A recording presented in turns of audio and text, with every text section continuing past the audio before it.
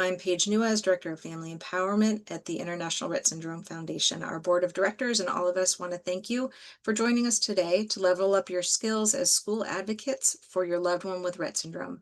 Beyond today's webinar, we also want to thank everyone for your IRSF support and engagement, because continuous awareness and fundraising is critical to our shared success. And I say this as both parent to a beautiful young woman with Rett syndrome and as your IRSF advocate. We wish everyone to be as educated and empowered as possible as you care for your child. Speak to others about your child or your work on behalf of your Rett programs, patients, students, or clients with Rett syndrome. We welcome you and thank all families, caregivers, clinicians, researchers, and industry for joining us today. Now on to our topic, IEP success, championing your child's potential with Dr. Fiona Russo, Dr. Liz Krimbill, and Sami Morris.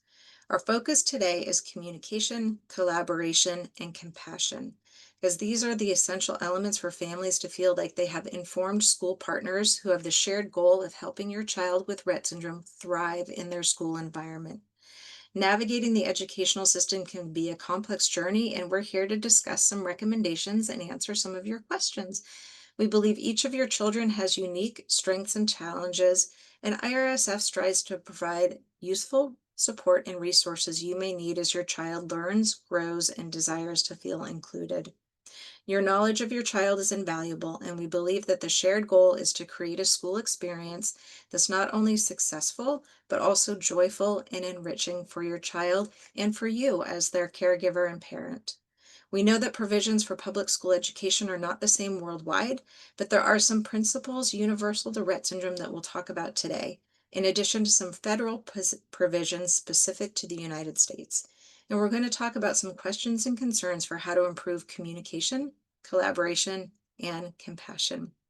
So these are our speakers today. I want to welcome Fiona, who's a high-profile childhood disability advocate and works to enact meaningful change across the systems that support Australian children with disabilities and their families to live well. She's a member of the Family Advisory Council with Children's Health in her state of Queensland and the Clinical Senate, and is actively researching in the area of family capacity building. Fiona is also the parent of 4 children, one beautiful young teenager named Charlie, who's 14 and lives with Rett syndrome. And Dr. Liz Krimbill joins us today from Texas A&M University in San Antonio. After serving as an elementary school principal for many years, Liz joined the faculty of Texas A&M in the Educator Leadership Program. She specializes in education law and ethics, school leadership, teacher evaluation, and research. In addition to her teaching and research, Liz serves as president of the National Education Law Association, where she advocates for families with medically fragile children and how schools can support them. And finally, we welcome Sami Morris, mom of identical twin 4-year-old girls with Rett syndrome. She has an associate's degree in early childhood development and a bachelor's degree in special education in K through 12 in elementary education. She has over 15 years of experience working with individuals with a variety of special needs and in many different capacities as a paraprofessional, a behavioral staff member, student teaching, and in-home support worker. I think of this panel that you'll find that many of your questions that you submitted upon registration are going to be answered, but we also invite you to submit your questions into the question write-in text form for this webinar, and we will address those at the end of these fantastic presentations. So if you all are ready, I would like to invite Fiona to get started now, please. Hello. Good morning in Australia. It's 7 a.m. here, so you'll forgive me if my brain's a little tired to catch up. This is my first meeting of the day. I'm just going to share my slides. Hopefully I'm sharing the right screen. I'm sure Paige will let me know if I'm not. My name is Fiona Russo and I live in Queensland in Australia, and this is my daughter Charlie, who is 14 and has Rett syndrome. This is not the most flattering photo of us, but it may interest some of you to know that Charlie took this photo on her eye gaze device the day she got her new one. So this is a bit of a red letter day for us because she has decided photography is a passion and is taking photographs of all kinds of things. But this was her very first one, so it's particularly special to both of us. This research that I am going to present today has largely taken place on Australian country, and one of the customs we have here is to acknowledge the traditional owners. So I'd like to do that and acknowledge that I'm privileged to continue 60,000 years worth of science and education and learning on this country, and to offer my respect to elders past, present, and emerging. So my research is broader than just education, because obviously our children don't exist in the silo of a single system. And we know that our young people, they go to school, they go to hospital, they play sports, they go to church, they go to work, and they do so many other things. And the supports that the things that support our children to do those things well need to move from context to context with them. And we know that they don't. We know the support systems are separate and discrete. And in Australia in particular, we don't even have systems that have an agreement about central terms like disability or child. So an example of that is in our Medicare system, a child has full agency and access to their medical record. That is, a parent loses that access when the child turns 14. And to vote or drink, you've got to be 18. To drive, you've got to be 17. So just this concept of what does it mean to be a child is different from system to system, let alone what eligibility criteria is around terms like disability or, support offerings and things like that. We know that there's an enormous economic impact when a family has someone with a disability in it. And one of the things that has recently been done in Australia is we looked at the replacement cost of that informal care that's provided to people with disabilities in their home. And it's almost $80 billion, which in the American context may not sound like a huge amount of money, but Australia is a country of 26 million people. So it's a much smaller population. We know that in Australia, over a third of carers live with disability themselves, and some of that disability has a genetic hereditary component, that is, parents who pass disability onto their children, but some of it is also the physical and emotional, social, mental health demands of caring for someone in their family. The support systems around our kids in Australia and internationally are really complicated, and it almost feels like you need a degree yourself to make sense of the landscape you are pushed into when you have a child with a disability in particular. And one thing that I've noticed in Australia is there's not a lot of support around for parents to develop that skill set and mindset that we need when we're advocating on behalf of our children and when we're trying to get them the support that they need to reach their potential. And it really is a skill set and a mindset. And I'll talk a little bit more about that in a second. So, my PhD research was looking at how we could build the capacity of families when their children were young. And I was looking broadly at disability, not Rett in particular. Part of the reason for that is our Rett community in Australia is quite small. There are less than 1,000 cases, well, estimated less than 1,000. We understand there's some underdiagnosis happening in the community. But I looked at disability in general and I talked to lots and lots of families and I asked them about how they themselves developed the skills they needed or developed the mindset to wade into this advocacy space. Because I don't know how many of you are familiar with spoons theory from psychology. It's the idea that we only have so many spoons worth of energy a day. And for some of us, getting up and dressed and out of the house in the morning is only a one spoon activity. And for others who are maybe dressing and changing a child with disability and getting them onto the school bus and managing household things, it's a 5 or 6 spoon activity. So we're already depleted before we've got to work in the first place. So it's this idea that not everyone can achieve the pinnacle of that mindset or that skill set to advocate. And that's where we hope systems will pick us up and support our families. But it doesn't always happen. So what can we do for ourselves in the meantime? And one of the things I heard really consistently from families is that their role as parental caregivers always developed in this order. So this thing on the screen in front of you here, it sort of encapsulate what families told me about what it feels like to be a parental caregiver for a child with a disability.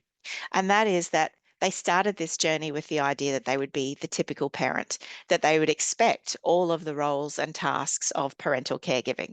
They knew that they would be changing nappies, that they'd be carrying a child, that there would be sleepless nights, that they would be making feeds and making sure that a child is fed and clothed and loved and socially, healthy, and all of those other things that we expect to do for a certain period of time when you have a child. And then we moved into that caregiver space. And that generally means doing the same tasks of parenting, but doing them at a much higher level of intensity and for a much longer period of time than we anticipated when we first found out we were expecting. So this could be changing continence pants on a teenager. When you expect that, at age 2, most children are toilet trained, and that might have been your expectation. It might be mixing feeds for tube fed children, or just facilitating feeding at the table, finger feeding and cleaning and bibs and all of the things that we knew were tasks of parenting, but we didn't expect to be doing them at such a high level of intensity for such a long time. Extra social supports, extra advocacy, extra medical appointments and reviews and monitoring, all of those things. The third phase then is when parents learn how to advocate, or it's demanded of us to learn how to advocate. Our children need us to. And advocacy in this context is that individual representation. So I am representing my child in this one setting. And that might be talking to a GP or a specialist in a medical appointment. It might be having an IEP conversation with a classroom teacher or with the school. It might be fronting the school board to ask for some change in the way they govern themselves. It might be it might just be to talk to a sporting club about how to accommodate my child to play netball with their peers, something along those lines. The very last role here is that of the activist or the agent of change. And the activism space is when we start to represent not just our children in one context, but many children across many contexts. And I think the fact that some of you are here suggests that you're in that space now, that advocate activist space. And certainly the people who are on the panel here with me today are in that space themselves. So important to remember that not every family has capacity to reach all 4 roles.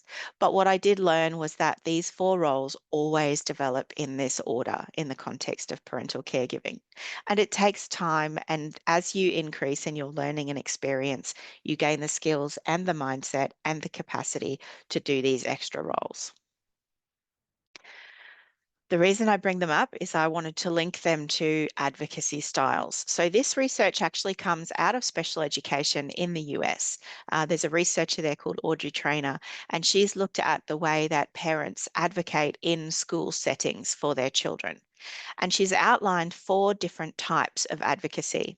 And as I go through these, it would be lovely if you would reflect on which of these you feel naturally drawn to, or which of these you feel is your natural space.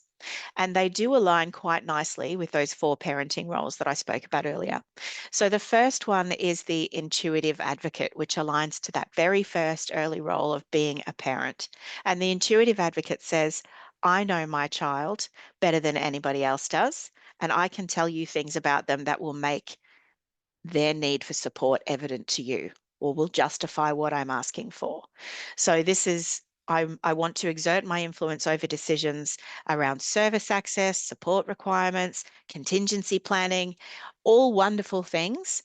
The negative part of this style of advocacy alone is that it tends to sometimes be discounted by professionals at the other side of that table who come with all of their professional context, whether that's medical, educational, social, psychological, whatever it happens to be.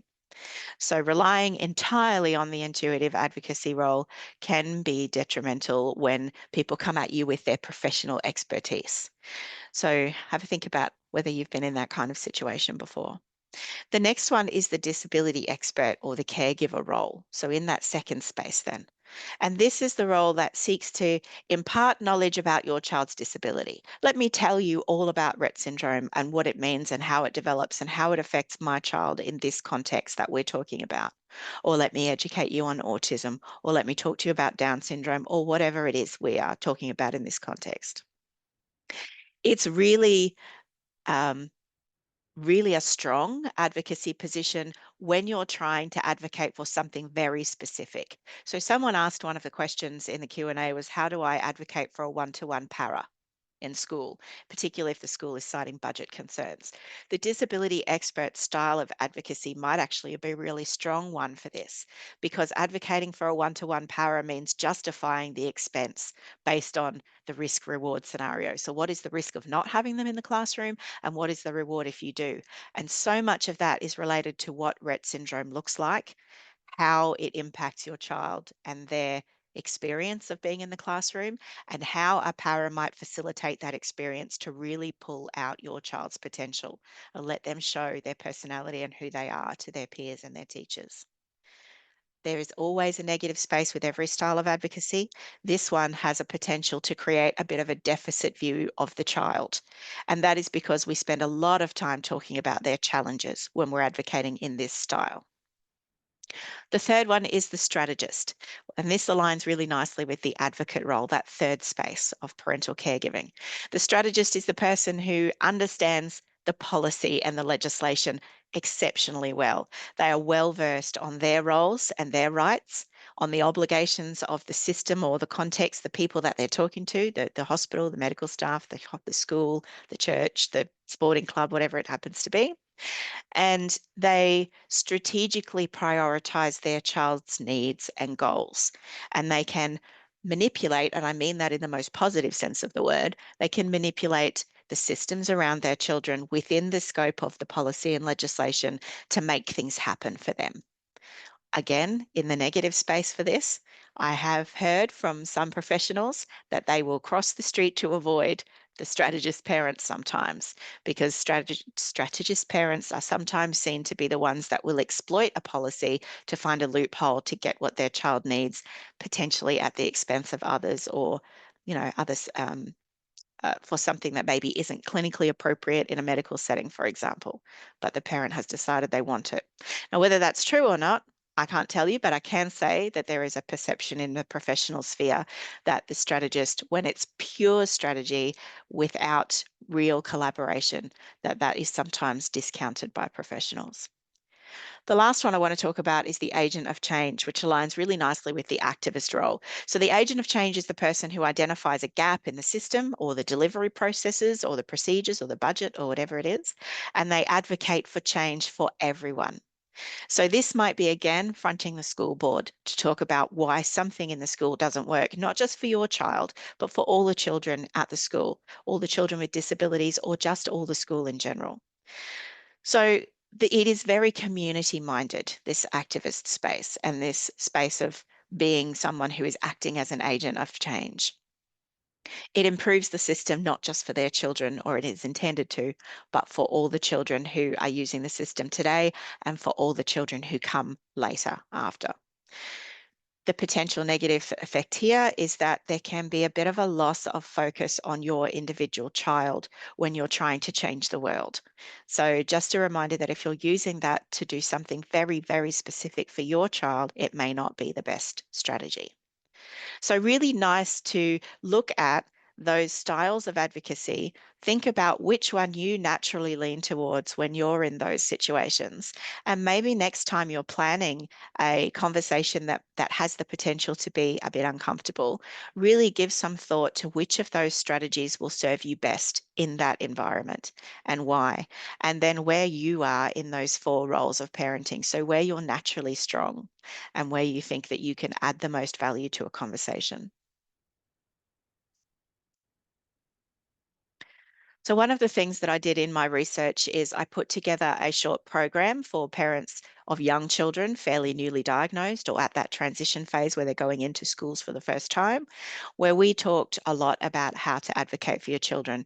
We fleshed out those four advocacy styles. We did lots of role playing. We talked about how to look after ourselves as parental caregivers and how to maximize the supports that are around our children, how to apply things like the reasonable and necessary tests that our disability insurance scheme in Australia uses to make decisions about supports. We shared stories between peers, and this is one of the things that came out time and again, is that peer support and relationships was critically important. What we know is that a peer-led program builds competence by increasing confidence in navigation, which leads to more support, which leads to better child outcomes, which reduces stress in the family, which then gives us more headspace to further develop our mindset and increase our competence. So it becomes a bit of a self-fulfilling prophecy if we can do this stuff well.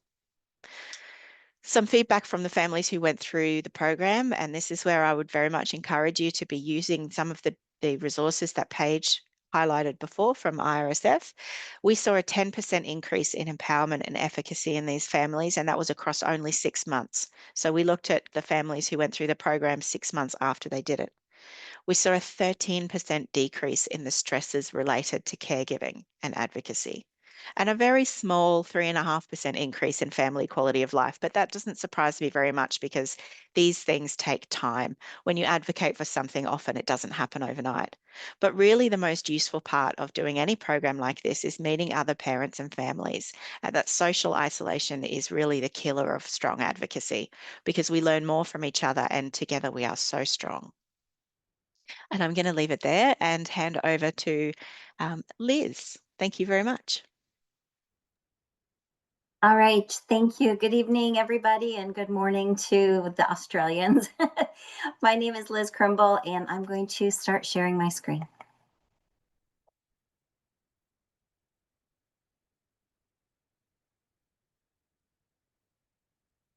Okay.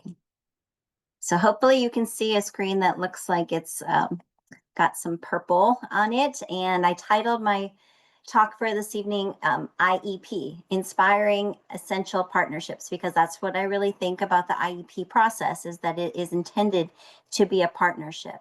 So just to kind of situate you, the way I'm coming at this part of the discussion is... I just want to pause you for just a second. If you'd like to go into slideshow view, we Oh, might be is it? able Okay. to Sorry. go. Is that Okay. better? That's Okay. excellent. Thank you. Thank you. That's easier for me too. So I'm coming at this discussion tonight really through the legal lens, and as a former school administrator, that's kind of the factual side of it. But I think where my heart is as an advocate for families with medically fragile kids. And I learned that skill through real life, and that is having a child who was born in kidney failure. And I remembered the terror that I felt when it was time for him to go to school. And I felt like I didn't know if the people that I was entrusting with his care would know how to take good care of him and do right by him. So that's my kind of, just to situate you a little bit where I'm coming at.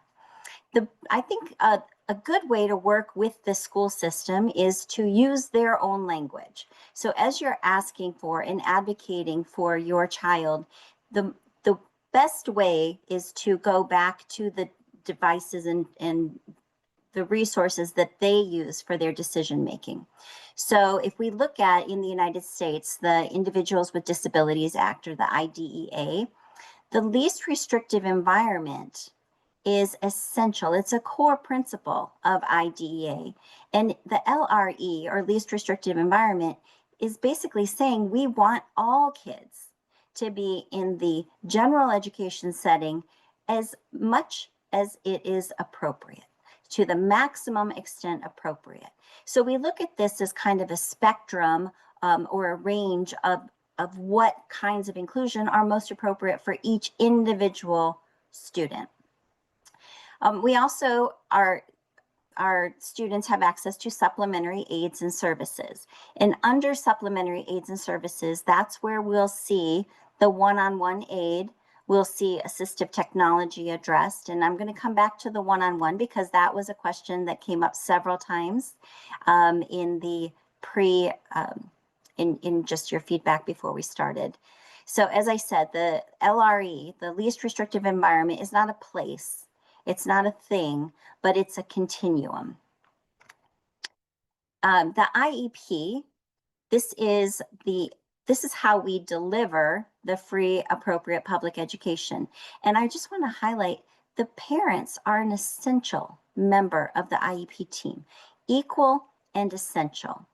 And the first question when you come into an IEP meeting really should be to the parents, asking them, how are things going at home? What are you seeing? What are you noticing? Because we want to make sure that we're talking about support for the students across all settings. So some of the key components, I listed them below of what you would find in a typical United States IEP. As I mentioned, free, appropriate public education is what IDEA is defining. And so FAPE, or free appropriate public education, is the central legal entitlement for your child with a disability. Now, just to give you a couple of cases that you may know about and you may not. So this is what helps a school district in the past to decide what kinds of supports they would be able to offer a student receiving special education supports and services. And the first challenge came in 1982, and the case was called Board of Education versus Rowley. And the outcome of this case helped school districts to understand what were the parameters of that FAPE, or free appropriate public education. So we had a young student with a hearing impairment. She was deaf, and both of her parents were deaf. And so she received, as she entered the school system, a lot of supports. And over time, she was progressing very well, actually doing better than her same-aged peers. And so the school gradually was reducing the amount of support that they were providing. So this case, the parents did not win. The Supreme Court came back and said, that isn't the job of the school to have her reach her full potential. Rather, they said that the school's obligation is to provide a program that confers some educational benefit. Now, I know as parents with children who receive special education supports and services, that does not feel very good to hear that the school is only bound to provide some educational benefit, not to help your child reach his or her full potential. Later on, in 2017, the Supreme Court offered us a little additional guidance to the school system, and that came through the case called Andrew F. versus Douglas County School District.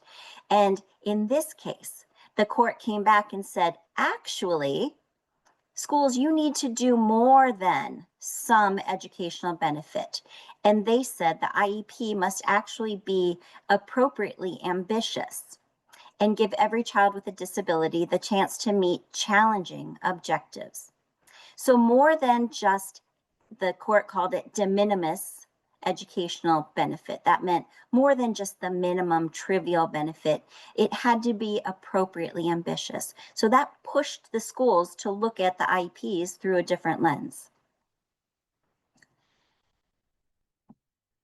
As you think about what are the parents' rights as you enter into the IEP meeting, you should be given a document called the procedural safeguards. And in those procedural safeguards, it's going to outline all of the different guarantees that you have. And as I mentioned before, and I really can't emphasize it enough, parents are required to be there, and they are an equal member of the IEP team. So I like to call the parents the experts of their own child. And as Fiona said, sometimes you come in and it can feel a little overwhelming with all of the school representatives sitting there. You might be in a room of just you and 8 or 9 other people. So it can feel overwhelming that they're the experts of their content. But remember, you are the expert of your child. And you have the right to participate in all of those kinds of discussions. And you are also able to bring in other individuals with you. As I said, that idea of sitting on one side of the table and 9 people on the other side facing you can feel a little overwhelming. So if there's a family member, an advocate, or one of your specialists that you have on the outside of the school system, that you are invited to bring them in as well. The right to consent, I'm going to come back to consent and prior written notice. Basically, the story there is that the school cannot change the IEP program that you all agree upon without your consent. So if there is going to be a change, they're going to need to call back to a meeting and make the changes in the documents. And you can ask for changes as well. You can ask for an IEP meeting. You have the right to access and review the records that the school is using, and you have the right to ask for an independent educational evaluation. So if the school says, no, we've got enough data, and if you have some knowledge and experiences that tells you that there may be more, another way to collect data on your child, then you can ask for that IEE. And the right to dispute resolution. So the courts really do not like to get education cases. They like them to be handled at the local education agency level.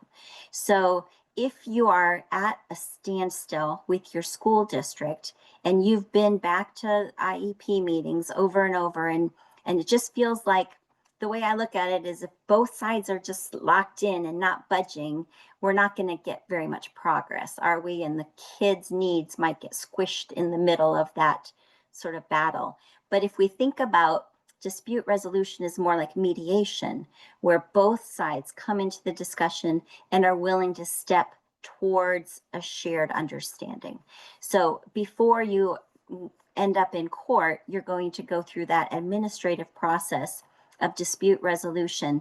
And I actually think it's really a helpful process because you get some clarity, and often there's a mediator that'll come in and help explain. Maybe somebody new and fresh to the discussion can be a helpful voice. Okay, so now I want to talk a little bit about the one-to-one support. How do we ask? Several people just said, how do I ask for one-to-one support for my child? And the one comment down here at the bottom I highlighted for you, cost is not a legal reason for denial. So I'm going to go back to the beginning. Schools use data to make the decisions. That they use the data that they collect. With nonverbal children, it's really hard to do those kinds of assessments. So I do want to talk a little bit about alternative assessments for nonverbal children. But the data is in that present level of performance. And so when you're asking for a one-to-one, make sure that you know why you are asking for that for your child. The one-to-ones fall under the supplementary aids or services, and you would be asking for a one-to-one for your child to help them remain in the least restrictive environment and make progress on their goals. So the way I would maybe want to argue that position is through safety for the child, especially for a nonverbal child, and communication. How are they connecting with their peers? And so having extra support, a supplementary aid or service that includes a one-to-one can help your child to meet their goals in communication, and it can help to ensure their safety. And then I would just say, honestly, be prepared for a no the first time you ask. The school may start off with a different alternative. They might try to say, well, we could do this and we could do this. And so I would just say, be prepared for that. And when you ask for that supplementary aid or service, they have to give you written notice of why they are refusing it. So that's that prior written notice. And as hard as it is, it's really important that you're keeping track of every single one of these documents and keep folders of the process, because this getting a one-to-one is generally, in my experience, not been a, ask once and you get it. It's a process. And in that document, the school must state why they are refusing that request, what alternatives they considered, why those alternatives were rejected. And so you'll want to hang on to that document. And basically, the story is just document everything because it's a process. And then the last part, just about communication. You are the expert. Make sure that you start off the IEP meeting, sharing with them what's going on at home, what you're learning. And the goal, of course, is full inclusion to the maximum extent appropriate for each individual child. And just remember that that can change. That's why we do these IEP meetings once a year, at least once a year. It's because the kids are changing. And so if you're noticing that the current placement doesn't seem to be working, you can ask for the IEP to come back, the team to come back together and consider a change in placement.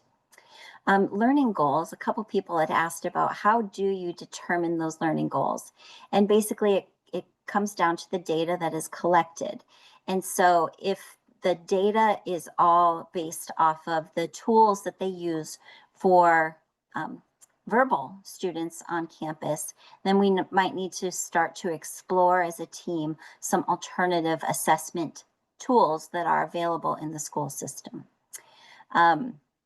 Somebody had also mentioned just about how you choose the time where your child is in the general ed classroom.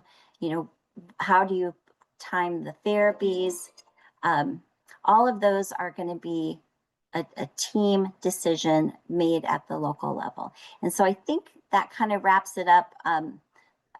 I just have this document that I've used with a lot of parents that is a one-pager to summarize their individual, unique, beautiful child and give that to everybody that works with their child. So with that, I'm going to stop and I'm going to turn it over to my friend and fellow Minnesotan, Sami, and you can take over.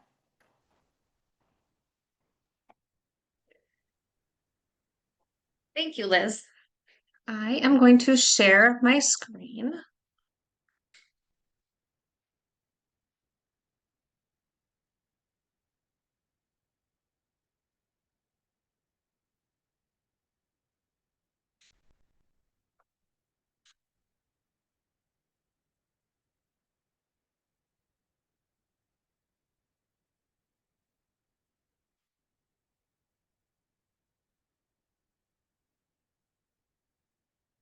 All right, can everybody see that? We sure can. And if you'd like to put it in slideshow mode, then we'll be able to see the text a little bit better in your beautiful photos. There we go. There we go. All right. My name is Sami. I've got twin girls with Rett syndrome. This is my family here. My husband, Zach. Maddie is on Zach's lap on the right, and Izzy is in her stroller. I want to start with just saying we all know that kids with Rett present so differently. So my girls have identical DNA, identical mutations, and very different presentations. So I think it's really important when you go into a IEP meeting to talk about the individual skills and deficits of each kid, and you're the expert. The teacher is going to kind of put the goals into the IEP, but you're the expert on your child, and they probably have never heard of Rett syndrome before. So it's important to share information with the team. So I'm kind of breaking it down into how we got goals for both of my girls in their preschool IEP. This is Maddie. She has strengths and motor skills. Maddie walks, runs, climbs. She, as you can see in the picture here, she can use two hands and hold a cup. Communication, she has a couple of verbal words she uses, and she's very silly, very happy little girl. She still struggles with the fine motor pieces of hand functioning. Communication is limited. She's not using an AAC device. She does have CVI or cortical visual impairment, which affects the way that she can see things. So on an AAC device, it's difficult for her because of the lighting. Social skills, she is another, both a strength and a deficit. She doesn't like large groups of people or people getting too close to her. She kind of has that, like she needs to maintain a little bit of a distance and a little more quiet. And she is constantly dysregulated. She is always moving. It's a ton of stimming behavior. And all of these strengths and deficits were found in the evaluation that was done by the school, which is a combination of the teacher, the OT, the PT, the speech, and my husband and myself giving information and kind of compiling it all together. So this is Izzy. Her strengths are communication. Izzy uses an eye gaze device, and she can tell people exactly what she wants when she wants it. She is great at, she has shown her teachers she can identify her shapes, her colors. She's working on letter recognition. She loves being around people. She's just very happy, silly little girl and has a lot of sass. This is her at school in her wheelchair with her eye gaze, and she was asking her teacher to blow bubbles. And she was blowing bubbles, made all of her friends at school laugh, and she just thrives off of that. In terms of hand functioning, Izzy is able to occasionally feed herself, like big chunks of food, just finger feed, which I know isn't as common in Rett syndrome, but she does also have a G tube for fluids and medication. And then some of the deficits that are listed in her eval are hand functioning. She doesn't have a lot of hand functioning outside of being able to feed herself. Motor skills, Izzy does not walk or crawl and is unable to sit up by herself right now. And she struggles with feeding and having a swallowing disorder. So they pull all of these things from the evaluation, and this is kind of how we work as a team to develop the IEP goals.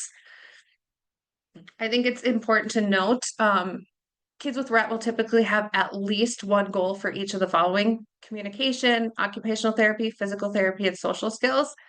And depending on where they are cognitively, they may or may not have academic skills. Maddie does have academic skills in her IEP. Izzy does not.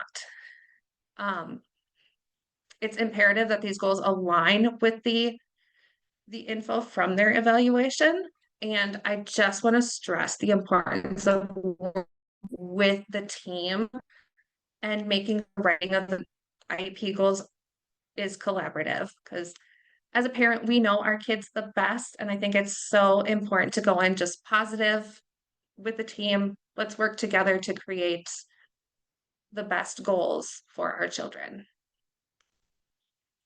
So as kind of an example, one of Maddie's, well, a couple of Maddie's communication goals are to use a low-tech CVI friendly board, which is non-glossy text pictures, and then also using her natural eye gaze. So if she looks at something, we acknowledge it and say, you know, we say what it was. If she's looking at a book she wants to read, we'll say, I want to read that book, and just kind of reiterating that we understand what she's saying. And this picture was taken at school, and Maddie is sitting with her speech teacher, and you can see down by her feet there is a board, and that's her CVI core board, where she can say yes, no, more, and all done. Izzy's speech goals are a little bit different because, as we saw in her evaluation, her needs are different, and she's working on putting 2 to 3 word sentences together on her eye gaze, stating the sentence and then deleting it.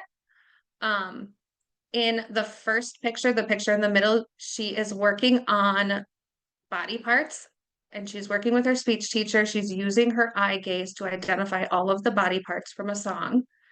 And then in the second picture, she's sitting in a tumble form chair at school, communicating with her speech and OT.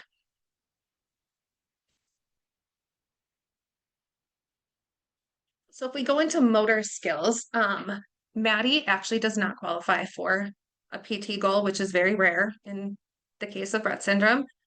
But because she's quite dysregulated and doesn't do well at sitting, there are a lot of items that are really beneficial for her. She uses a weighted vest for her circle time and a compression vest for large motor time.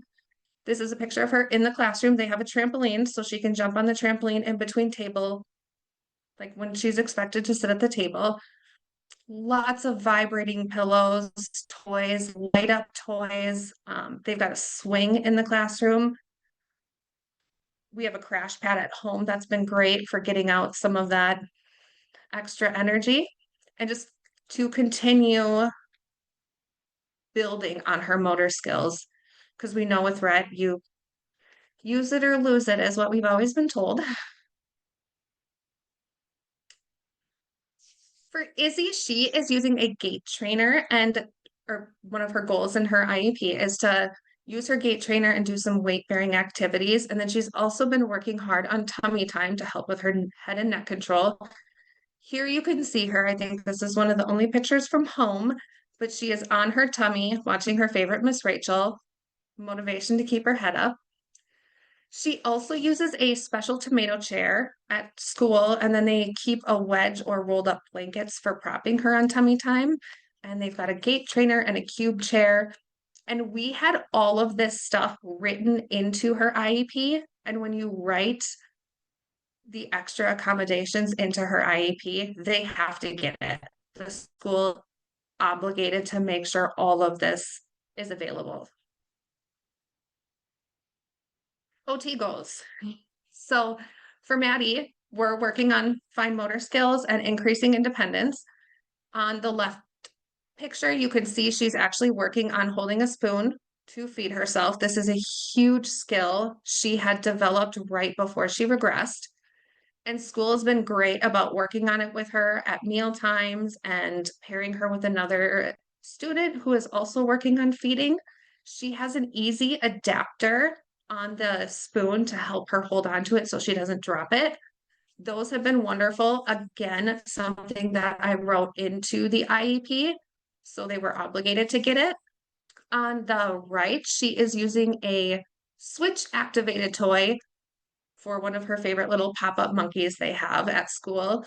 And they've been doing more and more switch toys, and they've been wonderful. She's aging, it forces her to use her hands, and that's been really helpful for OT. And again, write it into their IEP. Izzy's also loves the switch toys. Just reaching and grasping across her midline has been something she's been really struggling with. So that's one of her goals in OT. One thing she loves, shaving cream, any sort of messy play. So you can see on the left, she's using shaving cream, engaging her hands. They'll do an activity like this prior to feeding. That way, her hands are warmed up, they're ready to go, and she is more successful at feeding herself. On the right, she is sitting in a cube chair, working with one of her paras on just like a fine motor, just reaching.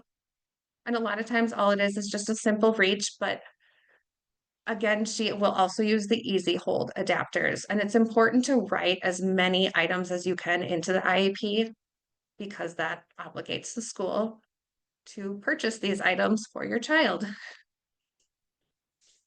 Social skills. Most kids with Rett that I've talked to do have some form of social skills, and it's kind of related to communication as well. For Maddie, she's working on initiating peers and participating in group activities. What's really helpful for her is pairing something very preferred with a friend. So in the picture, she is on one of her favorite tire swings in the motor room at school, and she's on it with a peer. And she sat there for 15 minutes while they were swinging, just laughing and playing with a peer, which is a huge skill for Maddie. Lots of preferred toys, activities, a variety of sensory tools, noise canceling headphones, body socks, chewy toys, lots of silicone chewy toys. And again, wrote all of this into her IEP. Izzy, on the other hand, is working more on cooperative play and taking turns, staying on task. Izzy loves using her eye gaze to get her peers off task. So she's working very hard on staying on task. They use a visual schedule that allows her to see that after a non-preferred activity, she will be doing a preferred activity, and that's been helpful. She's sitting here with one of her paras and reading one of her favorite books at school after she had done a group work time that was a less preferred task. And that's all I have for you. So I am going to turn it back to Paige. Great. Hello, and thank you so much, Sami. I really had such great feelings of joy seeing Maddie and Izzy being respected for who they are and having their needs met. Thanks for sharing so much about them and for sharing them with us. And we are approaching the top of the hour, but we have one family who's asked a question in the queue, which I think would give each of our presenters, Fiona and Liz and Sami, an opportunity to kind of circle back to your areas of expertise and use this as a quick case study of saying, what would you recommend to this parent? So Fiona, you've taught us that we as caregivers need to identify who we are. Liz, you've helped us understand that we need to think about who the school is and how they're approaching the needs of the student. And Sami, you've presented us with your beautiful children and that we need to think about who they are. So we need to think about who we are as parents, who our children are as students who are learning and have needs. And the school needs to consider their resources and what they can bring to the table to achieve a shared, compassionate learning environment. So the way I want to close us out today is by having us look at this one question from this one parent who's at a really important time in her child's development, who's encountering some symptoms of Rett syndrome and creating kind of a challenging moment in her life. And I'd like each of you, if you would, to give us some closing thoughts about what you would recommend that this parent do. So let me share it with us, with everybody who's with us today. So this is a parent who has a 6-year-old daughter with Rett syndrome, and her daughter attended public preschool in a special needs classroom. And in that environment, she started to have a lot of Rett episodes, which the school didn't really understand how to handle. And then on top of that, her child started to get sick quite often and missed a lot of school. So she had some high absenteeism. And between seizures and Rett episodes and illnesses, they wanted to start doing some homebound schooling for their child.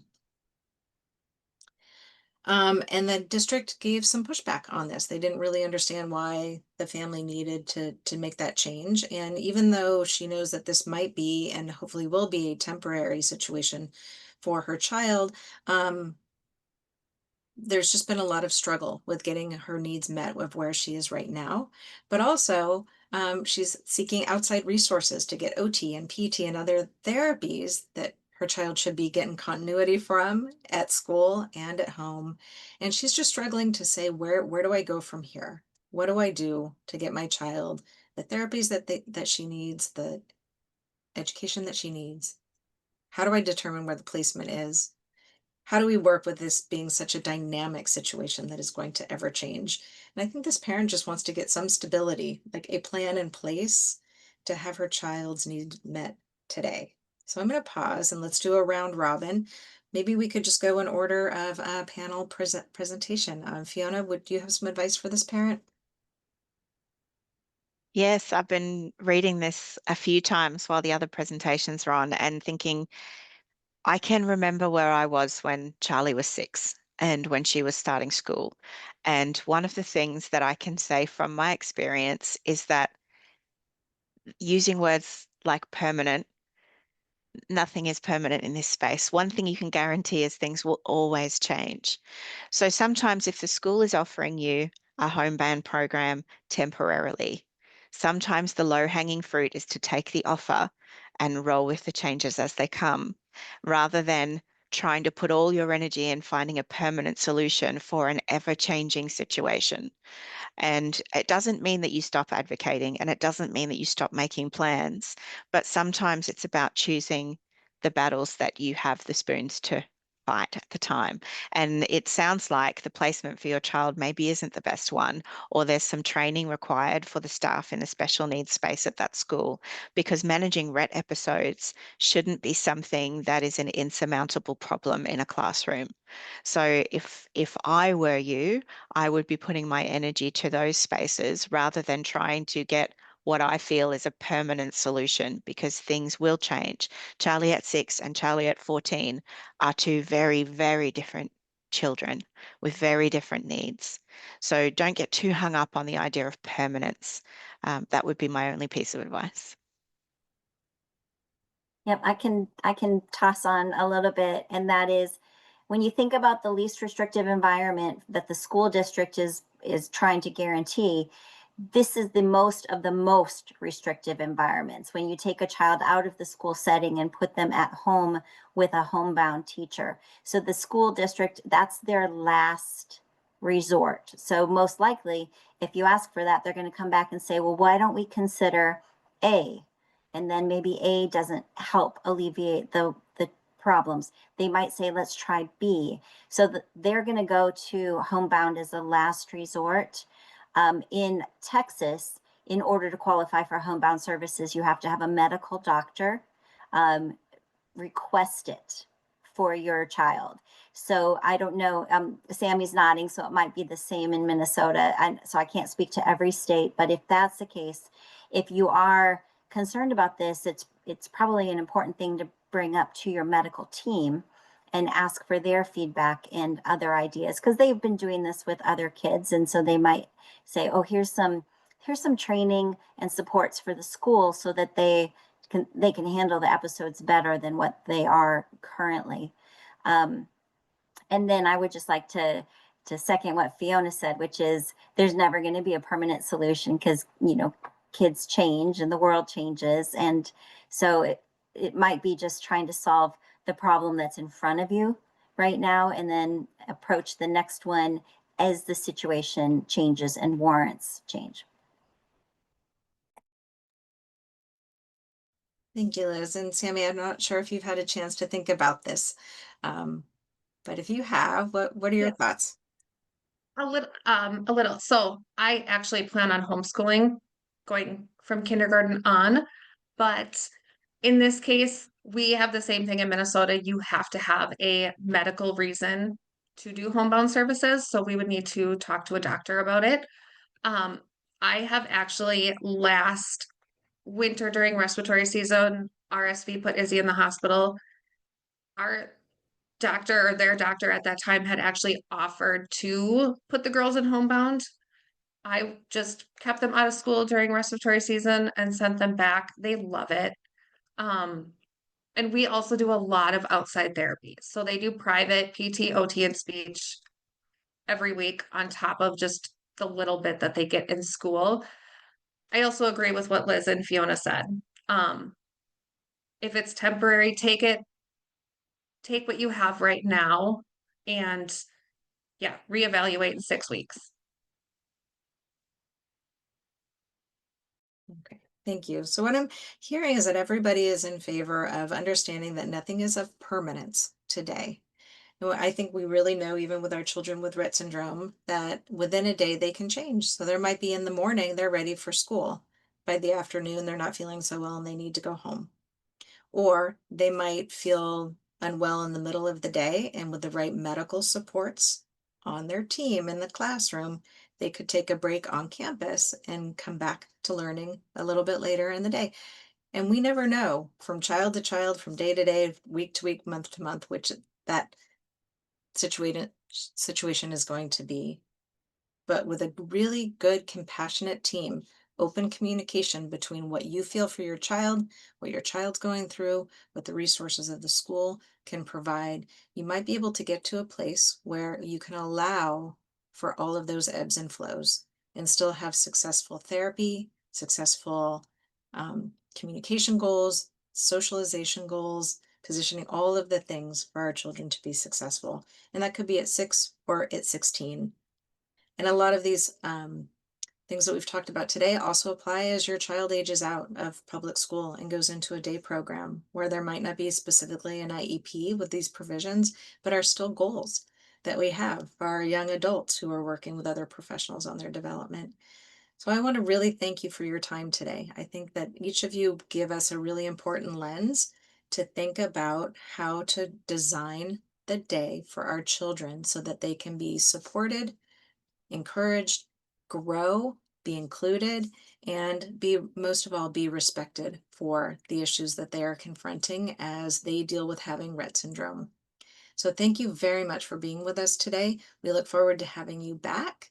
Sami, we wish you the best 25-26 school year for both Maddie and Izzy, and Fiona. I think you're going into summer as we're going into fall. So I hope Charlie has a good summer, and I hope you all have a wonderful day.